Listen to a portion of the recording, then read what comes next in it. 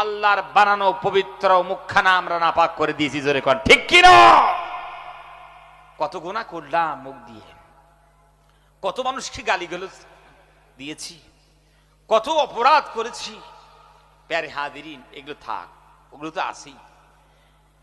এখন দুনিয়াতে বিড়ি সিগারেট মদ্যপান করে করেও আমরা নিজের মুখখানা নাপাক করে দিচ্ছি, জোরে কোন ঠিক কিনা?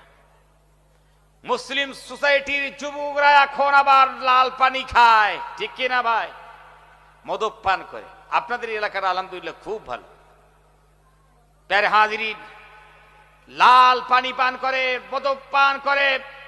মুসলিম সোসাইটির যুবকরা যে হারে মদ্যপান করছে, মদের দোকানদার কয়, হুজুর কি ব্যাপার, আপনাদের ধর্মে আমরা শুনেছি নাকি মদ হারাম, কিন্তু হালাল করে দিয়েছেন নাকি? যে হারে মদ খায়, যে হারে যুবকরা মদ খায়, ভাইরা আমার, মুসলিম সোসাইটির যুবকরা শেষ হয়ে গেল। মদ খাইতে খাইতে শেষ হয়ে গেল, লাল পানি খাইতে খাইতে ভবিষ্যৎ অন্ধকার। যুবকরা, আমরা যে কোন কায়দার মানুষ হইলাম আল্লাহই জানে। ভাইরা আমার, যেগুলি আল্লাহ রাব্বুল আমিন নিষেধ করলেন আমরা সেই দিকে অগ্রসর নেই, সেই দিকে দৌড়াই, ঠিক কি জোরে কোন? আল্লাহ রাব্বুল আলামিন আমাদের জন্য মদ হারাম করেছেন, আমরা মদ দিয়ে ব্রেকফাস্ট করা শুরু করে দিয়েছি, জোরে কোন ঠিক কিনা?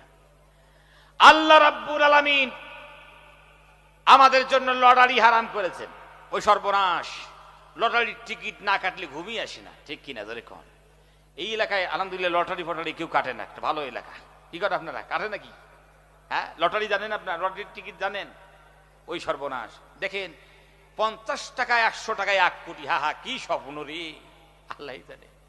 এই যুবকরা সারাদিন ধরে কোন কারখানায়, কোন মাঠে, কোন বিল্ডিং এ কাজ করার পর 400-500 টাকা রোজগার করে বাজারে যাইবি।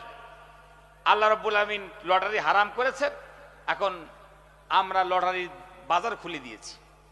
ওখানে যাওয়ার পর একখানা লটারি এরকম টাকার মতো বান্ডিল থেকে একখানা লটারির বান্ডিল নিয়ে দিয়ে চুমু দিবে, এরকম করে চুমু দিবে, দেওয়ার পর বলবে বিসমিল্লাহির রহমানির রহিম। আল্লাহ, এইবার দেখিস একটু, ঠিক কিনা জোরে কন? এবার দেখিস একটু ভাগ্যটা খুলে দেশ। আল্লাহর ফেরেশতা কয়, তুই আগে কবর আয় বেটা, তুই এমনি লটারির টিকিট কাটছিস, আবার বিসমিল্লাহ কইছিস, এবার দেখবি তুই তোর লটারির টিকিট কাটাটা বার করে তুই কবরে শুধু আয়। এক তো লটারি